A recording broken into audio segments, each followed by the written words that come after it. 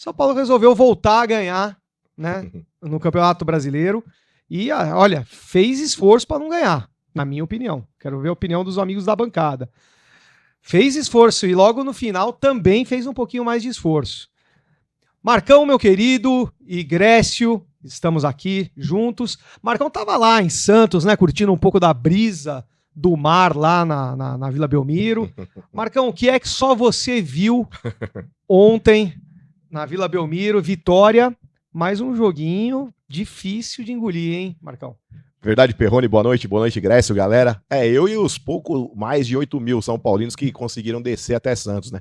Meio de final de semana prolongado aí, só tava descendo pela Anchieta, né? Imigrantes rolando aquela operação subida pra galera que tava retornando pra São Paulo. Você tá de brincadeira. É verdade. Além de você ter que ir a Santos pra ver aquele jogo, você ainda teve que ir pela Anchieta, sim, Marcão. Imigrantes fechada por causa da operação subida, mas enfim.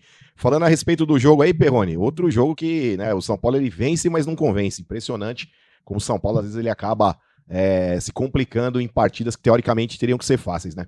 Venceu por 2-1, né? Tava 2-0, é o Ferrarese, já no começo do jogo ele deu uma bola pro Gabriel Talhari, que é brincadeira. Eu vou tratar como déficit de atenção para não falar que o cara é burro, né? Porque o Ferrarese é um cara extremamente desconcentrado na hora da partida. Ele já, aquele segundo gol da LDU lá na Libertadores, que ele dá aquele passo na fogueira pro Pablo Maia, né? Tudo bem que o Pablo Maia poderia ter isolado também, mas enfim, bola na fogueira, ele tá vendo, o cara tá marcado, ele mete a bola no cara. Aí vai cruzar a bola na porra da frente da área do São Paulo, pega o atacante do Juventude também, cara a cara com o Rafael logo no primeiro lance da partida, mas enfim. O Crespo ele vem, né, num 3-5-2 novamente, mas dessa vez pelo menos, apesar dos 3 volantes no meio, aliás é um absurdo não dar chance pra aquele menino lá, pro tal do Pedro Ferreira, que é da base, pra escalar o meio de campo com 3 volantes. Na minha opinião, por mais que você dê saída pra Marcos Antônio, quando ele joga, ou Luiz Gustavo, ou Bobadilla, ele segura mais um pouco o Pablo Maia, nenhum desses jogadores tem característica de armação. Então no momento onde o São Paulo carece de um armador, você tem a porra de um armador no banco de reserva, pô o moleque pra jogar um pouco. Nem no segundo tempo o moleque não entra. Então, acho que vem num 3 zagueiro, vem num 3 volante. Pelo menos tinham 2 laterais aí dessa vez, aqui 2 alas que atacavam, que foi o caso do Mike e do Ferreirinha. Aliás, outra grande partida do Ferreirinha, né? O Ferreirinha que, por característica, é um ponta, né? Eu não gosto nesse esquema do Crespo quando ele coloca o Ferreirinha como segundo atacante. É um contato ali muito mais físico, um jogo muito mais duro pro Ferreirinha poder sobressair, já que ele não tem, né, essa característica de ficar jogando de costas pro gol, muitas vezes recebendo bola de costas. A característica do Ferreirinha é explorar corredor, irmão. O corredor e velocidade ali, drible é com o Ferreirinha. Agora ficar tentando jogar um pouco mais por dentro, olhando se você vai ter que trombar com um volante, trombar com um zagueiro, não é do cara. Então acho que nesse ponto aí o Crespo ele acerta de ter colocado 2 alas ali que apoiam um pouco mais, né? O São Paulo faz esse 1-0 no primeiro tempo ali, depois de um rebote do goleiro, o Bobadilla ali com muito oportunismo aparece na área para marcar 1-0, mas faltou intensidade, eu acho, para conseguir um resultado, né, mais rápido ali durante a segunda etapa. O São Paulo tinha mais posse de bola, mas não conseguia ser tão efetivo assim na hora de finalizar. Acabou marcando o segundo gol no final do jogo ali com o Rigoni, e aí quando já tava 2-0 praticamente... um golaço, hein? Golaço naquelas, golaço, né, irmão? De golaço da área, de esquerda. Eu tenho muito mais fresca na memória os gols que o Rigoni perde do que esse gol que ele fez contra o Juventude, que é um dos virtuais rebaixados do Campeonato Brasileiro, enfim. Aí o Ferrarese no final do jogo, pra acabar de cagar, ele vai cabecear contra, mata o Rafael colocando o Juventude no jogo, que até então, né, o Juventude tinha um jogador a menos, mesmo assim conseguiu encurralar o São Paulo em determinado momento. Se tivesse mais uns minutinhos de jogo aí, cara, a gente ia sofrer mais. É por isso que eu falo, Perrone, que além da questão técnica do time do São Paulo, que é extremamente limitado, é um time bunda mole, é um time covarde, não tem o psicológico forte. Como é que você toma a massa do Juventude, jogando entre aspas em casa, com jogador a menos do Juventude, irmão? Como é que você aceita uma condição dessa? Você tá de brincadeira. Então, um time minimamente competente se organizaria atrás, deixaria o Juventude vir pra cima, contra-ataque era 2-0, ele não precisava nem passar pelo sufoco que o São Paulo passou, mas enfim. Conseguimos vencer, eu acho que 3 pontos importantes, manter o São Paulo na 8ª colocação.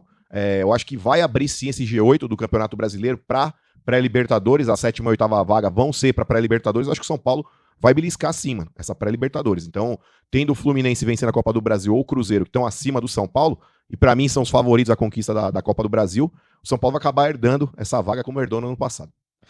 E você, Grécio, teve lá em Santos ou teve no conforto da tua casa? E o que você viu aí da partida? Não, tava no conforto da minha casa nesse jogo. O São Paulo, ele é um time desatento, né? Ele é um time desatento. Eu não acho que falta raça, vontade ou algo do tipo pra esse time do São Paulo. Mas é um time muito desatento. E até falando do Sabino, que eu falei nos últimos programas, mas, 2 jogos que ele toma um drible pro Memphis Depay, uma caneta, um golaço do Memphis Depay. Pra mim, aquilo ali é humilhação, né? E ontem, né, novamente, Contra o Juventude, ele toma uns dribles que, porra, Do Talhari, centroavante não do pode, Juventude, não chapéu. pode, não pode tomar uns dribles daquele. Não pode, né? O jogador chega firme, derruba, faz o que for, não pode tomar Eu uns tinha dribles amarelo ali, Grécio. Toma Eu tinha vermelho. amarelo. Aquilo ali é humilhação, pelo amor de Deus.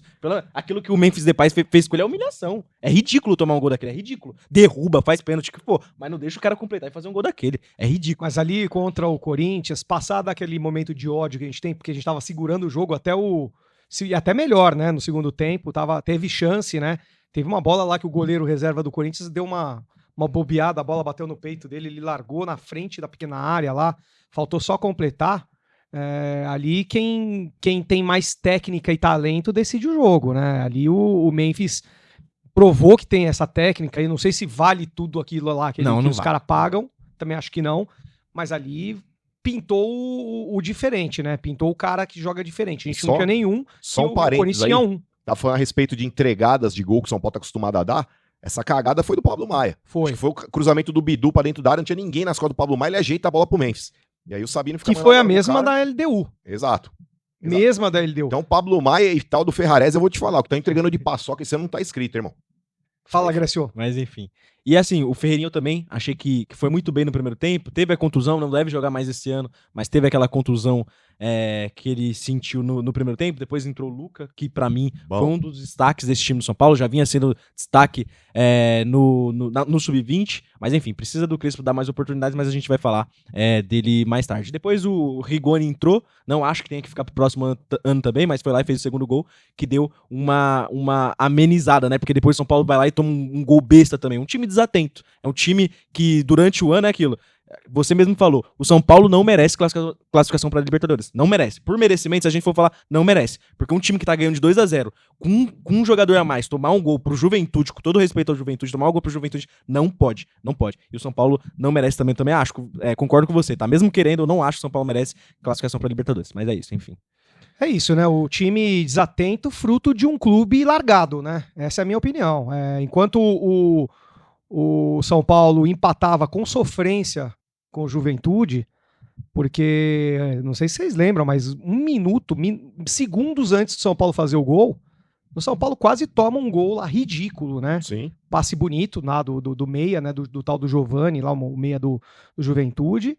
Mas assim, o Juventude perdeu um gol bizarro na frente do Rafael, e aí acho que um minuto depois, algo assim, o São Paulo conseguiu fazer o gol fruto de jogada do Bobadilha. Na minha opinião, o Lucas jogou bem, o Mike jogou bem de novo, o Ferreirinha jogou bem, mas o Bobadilha, ele fez um pouquinho do que precisava ser feito, um meio campo que só tem defensores, né? Precisava ter alguém chegar na grande área. E o Bobadilha não só chegou na grande área, como chegou para marcar o gol. Então isso aí foi achei que ele foi muito bem, o Bobadilha, até quando cansou. Depois no segundo tempo o São Paulo correu mais atrás da bola do que controlou o jogo. E por que o São Paulo, ele, depois de sair com 1-0, ele não matou logo a partida? Porque falta controle, falta um jogador ou alguns jogadores que pegam a bola e saibam ditar o jogo. O São Paulo não tem esse jogador. O próprio Rodriguinho seria um jogador desse aí que pra ditar o jogo no meio campo. O cara tá com bronquite, gente. Eu não sei quanto tempo que o cara fica com bronquite, porque já é o terceiro jogo que ele não... né? Acho que 3 jogos ele não é escalado. Né? É um absurdo esse departamento médico de São Paulo. Você tem desde bronquite até princípio de infarto. É palhaçada. E o São Paulo fazendo o seu torcedor sofrer, né? Porque não consegue controlar a partida, não consegue definir, não consegue matar o jogo com 2-0. Com 2-0 o Juventude estava mais entregue. O Juventude percebeu que o São Paulo não queria nada com nada, foi para cima do São Paulo. O segundo tempo foi um pouco melhor, né? As duas equipes trocaram, né? O São Paulo colocou o Luca, que foi muito bem. É outro caso que a gente estava discutindo, lembra, Marcão? No programa passado, que esse tipo de jogador, ele não serve para ser segundo atacante, ele serve para usar o corredor. Sim. E o Luca entrou também na lateral, na ala esquerda, né? E soube usar muito bem o corredor. Fez uma jogada de craque lá, né? Inclusive, a jogada foi toda divulgada pelo GE, sabe? Nos stories, os caras... E isso pra mim dá um medo, né? Porque Na hora que o Luca começa a fazer jogada assim, você começa a olhar a diretoria do São Paulo, né? Já pensando com aquele cifrão na cara, sabe? No olho, que nem desenho animado. Não, mas aí posso fazer só um parênteses aí? Pode. O negócio é o seguinte: o São Paulo ele vai perder seus jogadores. A base vai ser vendida de qualquer forma. A questão é, vai conseguir vender por um valor maior ou vai conseguir vender pelo valor irrisório que tem vendido? E como é que você vende por um valor maior? Colocando o moleque pra jogar, dando vitrine. Então, perder o jogador é um fato. Isso não muda. A questão é por quanto vai conseguir vender. É por isso que eu falo. Tem que colocar a porra lá do menino pra jogar lá, o tal do Pedro Ferreira. Tem que colocar o Luca pra jogar. Tem que colocar como colocou Matheus Alves, como colocou Lucas Ferreira, como colocou Rian Francisco, como colocou outros jogadores, Henrique Carmo, etc. Mas esse ponto, é esse ponto que eu queria chegar agora. Tá? Agora com 48 pontos e a manutenção da Série A garantidíssima já, não seria a hora desses 3 últimos jogos o São Paulo esquecer do Luciano, colocar um meio-campista criativo pra gente ver como que joga um meio-campista da base, colocar os atacantes da base, por exemplo, botar o Nicolas lá no lado esquerdo, de repente, porque o Ferreirinha não joga mais. Mas vai manter o Luca. Então, o Luca pode entrar por lá. Sim. Mas assim, não seria legal, de repente, você depois colocar o Nicolas pra jogar, adiantar o Luca no meio do jogo, entendeu? Você tem 3 jogos aí. O que eu tô falando é o seguinte, independente de quem vai entrar ou não deveriam dar as chances que estão querendo dar pra base já agora no fim na reta final do campeonato, porque é uma oportunidade a mais e é também algo a mais pro torcedor ver. Porque ninguém tá aguentando mais ver esse futebol de São Paulo. O futebol de São Paulo é fraquíssimo. Se não tiver alguma coisa melhor, olha, a gente tem aí o Paulinho, né? E a gente tem o Luca. Vocês não concordam, por exemplo, com um ataque com por exemplo, o Paulinho para jogar de centroavante lá, pra gente ver um pouco mais dele? Não ficaria melhor neste fim de ano pro São Paulino ver? Principalmente se o São Paulo realmente for jogar no Morumbi, viu? Porque, ó, eu vi imagem do gramado do Morumbi, depois do show, né? Recolheram já todos os... Ué, mas não falaram que ia tirar o gramado? Ia levar, sei lá, pra onde, pra depois recolocar? Então, eu não sei se vai dar tempo pra o jogo contra o Internacional é agora, semana que vem, Marcão. Sim. Não sei se dá depois eu mostro pra vocês o gramado, como é que tá pra vocês verem. Vocês acham que vale a pena a gente investir na base já nesses 3 últimos jogos aí?